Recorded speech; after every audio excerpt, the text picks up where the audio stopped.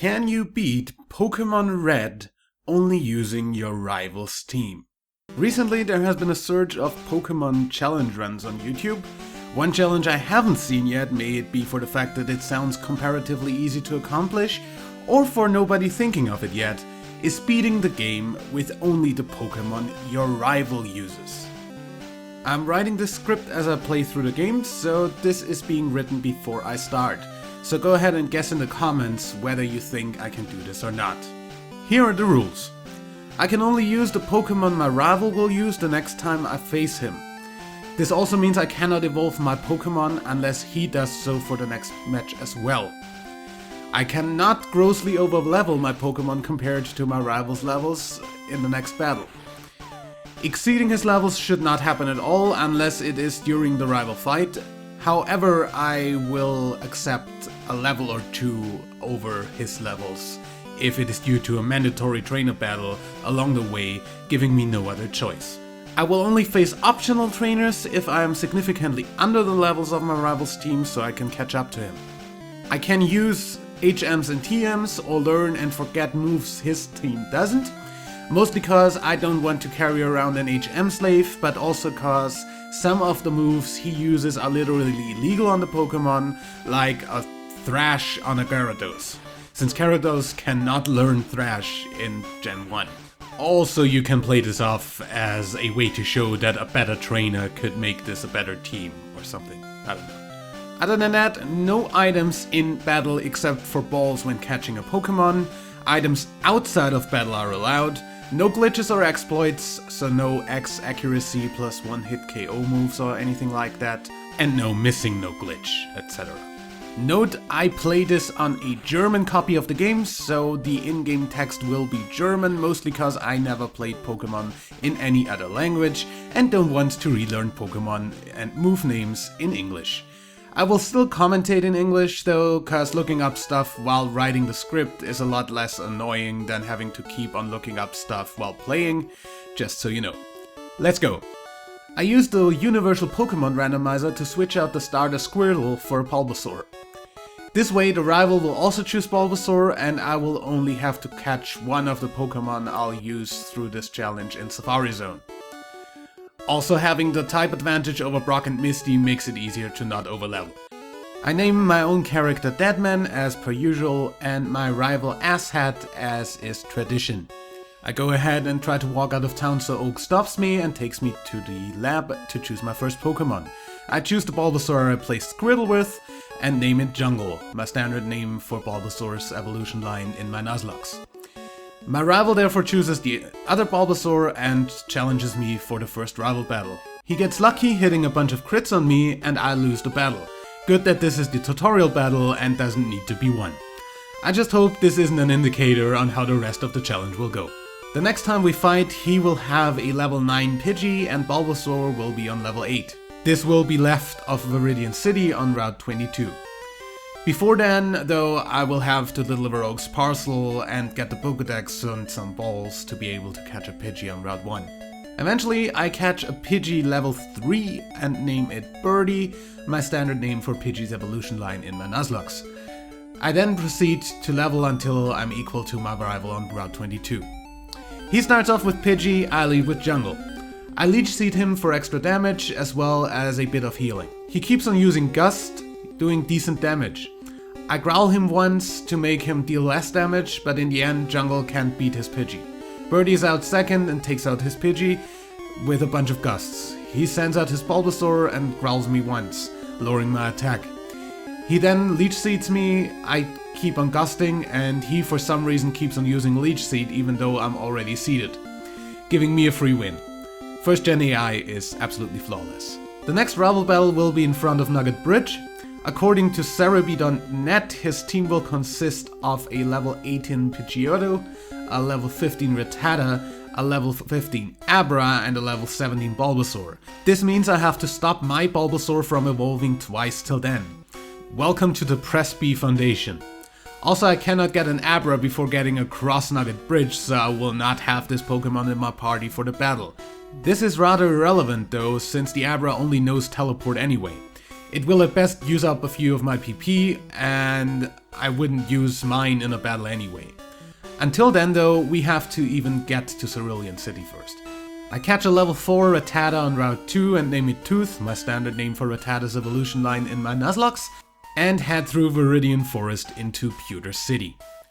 Before facing Brock, I get Jungle to level 13 so it learns Vine Whip. Side note, the amount of Gen 1 misses I got while grinding is a little bit ridiculous. Tackle is a 100% accurate move, so it shouldn't miss unless my accuracy gets lowered or the opponent's evasiveness rises. However, in Gen 1, due to the games being extremely well programmed, there is a 1 in 256 chance of a 100% accurate move to still miss anyway. To compare this to the chance of encountering a shiny Pokemon in Let's Go Pikachu and Let's Go Eevee, if you have a 31 combo, the shiny charm, and a lure going, it is a 1 in 273 chance, so around the same ballpark. I got not 1, not 2, not even 3, but 4 Gen 1 misses within 10 minutes of grinding. That's a roughly 0.4 chance coming through 4 times within 10 minutes. I start to really question my luck with this challenge and head for the gym. I skip the optional trainer and go right for Brock, as my Vine Whip should destroy his team with no problem. My prediction holds true, as I literally one-shot both his Pokemon, getting Jungle to level 14 and earning me the Boulder Badge as well as the TM for Bite. The way through Route 3 to Mount Moon doesn't pose a problem. I do get reminded that Gen 1 Rep is literally cancer though. The way through Mount Moon is basically just me trying not to overlevel any of my Pokemon and joining the Press B Foundation on my Bulbasaur. Tooth faints against a Rocket Grunt due to hitting itself. I guess I'll have to train him once we're in Cerulean. Towards the end of Mount Moon I choose the Helix fossil because Lord Helix is our god and savior, even if we'll never use him in this playthrough. From there it is basically just a short walk to Cerulean City. Jungle is already at level 17 at this point, so all I have to do is level up Tooth and Birdie by a bit. I get Birdie to level 18 and evolve it into Pidgeotto, get reminded why first gen Rap is literal cancer again, and get Tooth to level 15. The only thing missing from my team is the Abra I can only catch once I cross the bridge, as explained earlier, so it is time for the next rival battle. He leads off with Pidgeotto, I lead off with Tooth. I go for Hyper Fang as he gusts me. I then switch to Quick Attack for the priority move and end up taking his level 18 Pidgeotto out with a level 15 Rattata. His Abra is out next but can't stand a single Hyper Fang. Finally he sends out his Ivysaur. So seeing as the rival indeed has his starter on level 17 here normally, as evident from my Pokemon Blue Nuzlocke on an actual cartridge, the randomizer somehow changed whether he evolves his starter for this battle. Either way, I get out one Quick Attack on it and it finishes Tooth off with a Tackle. I send out Birdie and start Quick Attacking as he Leech Seeds. This and 2 Growls slow the battle down, but in the end his Ivysaur stands no chance. Bravo battle done. Now since logically my Bulbasaur should have already been an Ivysaur 2 levels ago, I used a rare candy I found in the backyard and level it up and evolve it. After all, I can go all the way to level 20 until the next rival battle on the SSN. Next I decide to steamroll Misty's gym with Jungle before going for Nugget Bridge. Both trainers in the gym were pushovers and honestly so was Misty. Jungle goes all the way to level 20 in here, leaving the rest of the team to beat Nugget Bridge. I realize at this point that Cerebi says the rival will have a level 16 Raticate on the SSN. Rattata evolves at level 20, and there is no way of catching a Raticate under that level either. So either my rival is playing on a randomized ROM, and somehow caught that under-leveled Raticate, or he's cheating. Either way, since I can at most level up Pidgey by 1 level right now to be equivalent to his team in levels, I decide to let Rattata go to level 20 instead so it evolves, so we have the same Pokemon even if it's not the same level. I Hyper Fang my way over Nugget Bridge, catch a level 10 Abra in the route after it and name it Spoons. I need to train this thing up to level 18 and evolve it into Kadabra. Unfortunately, it doesn't learn any attacking moves before it evolves, nor do any of my TMs help. I could learn Bite, but with its insanely low physical defense and HP, that would be completely wasted. So switch training with Tooth it is. At this point, I realized that my rival eventually evolves his Kadabra into an Alakazam. This is a trade evolution, so he has apparently found someone to trade his Kadabra with and then trade it back. Or he cheated again. Since I'm on an emulator and therefore can't trade, I'll instead go ahead and use the Universal Pokemon Randomizer to change impossible Evos, making Kadabra evolve at level 37 instead. At this point I could basically already say if you're really strict, you can't really beat the game with your rival's team. I mean, you already need to hack the game to get the same starter, but that aside, he has evolved mons on levels they shouldn't have evolved at. Trade evolutions you can't do on emulator without hacking even more, and he uses illegal moves on his Pokemon like Thrash on Gyarados later, as stated before. I'm still gonna finish this challenge this way though, just to see what else comes up. Along the way to Bill's house I find the TMs for Thunder Wave and Seismic Toss.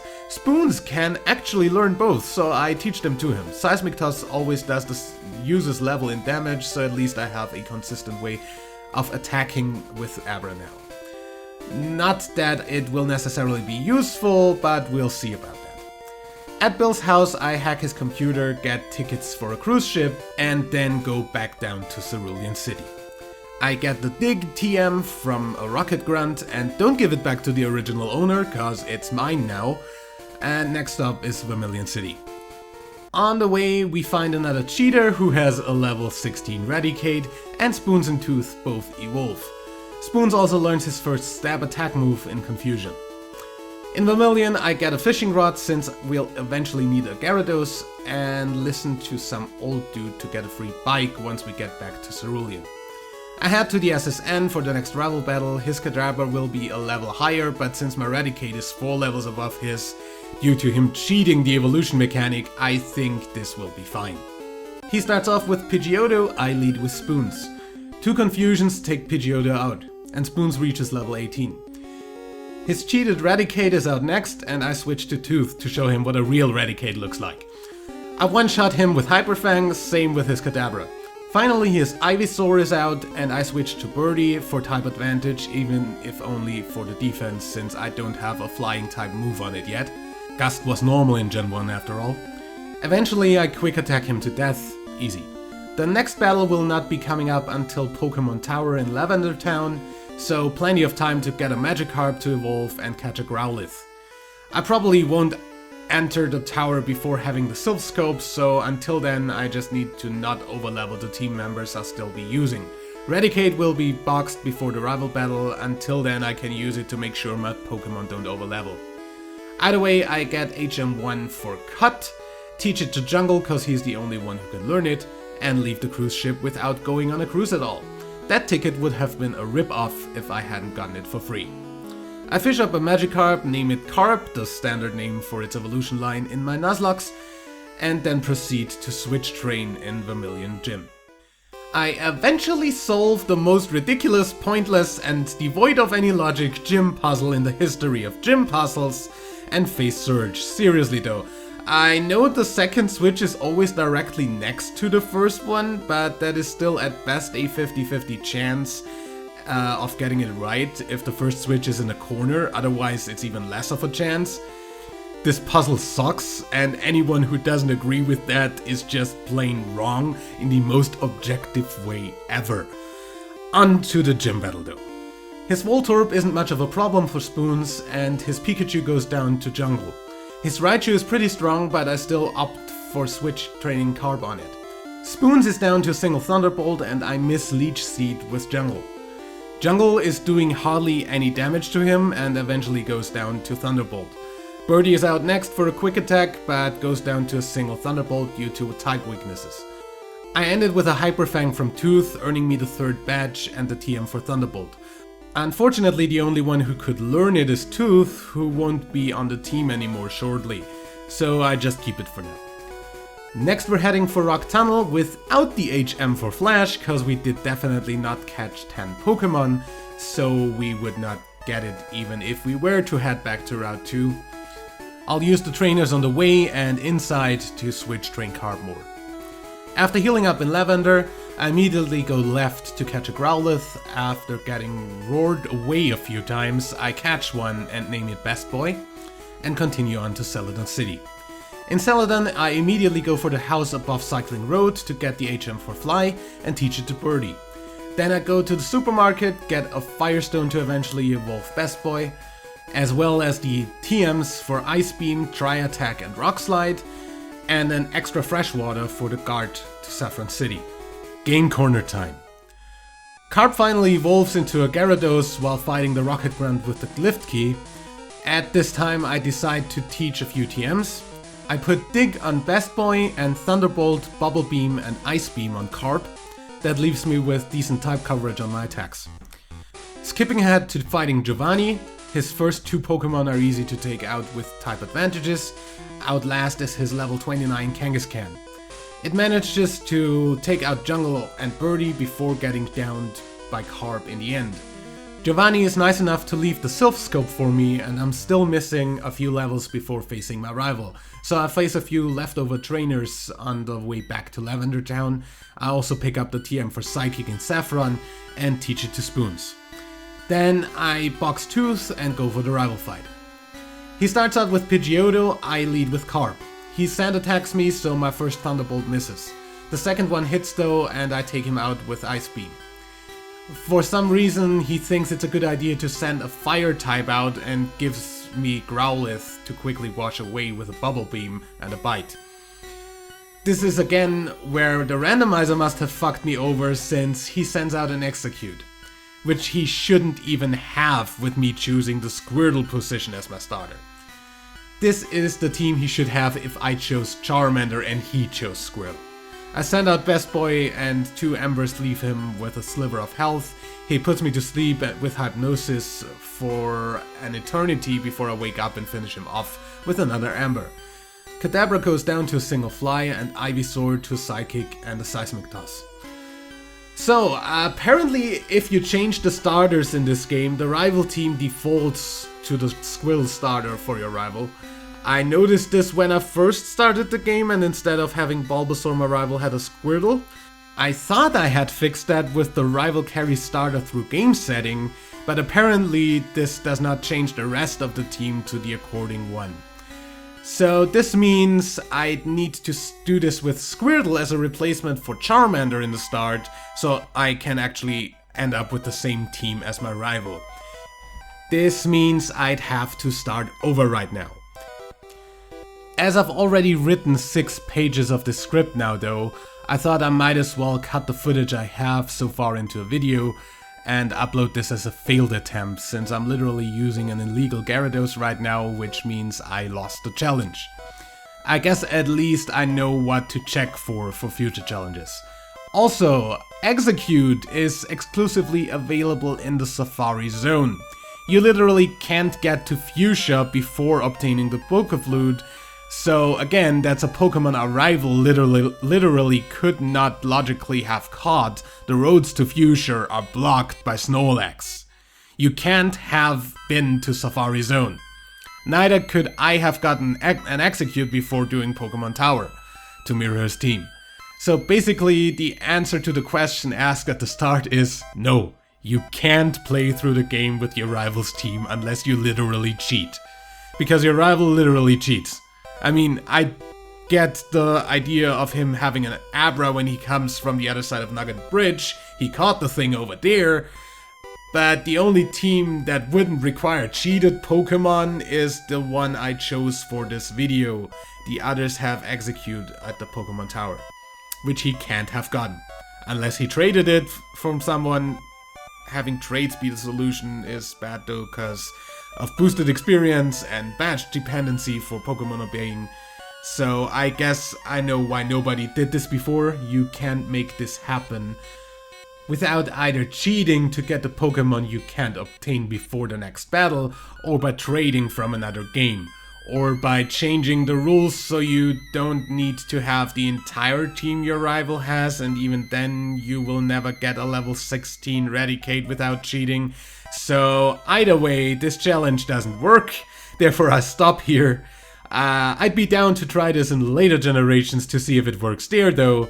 So if you want to see whether this is possible in later games, comment down below. Other than that, leave a like if you enjoyed, subscribe for more, and I will see you in the next video. Bye.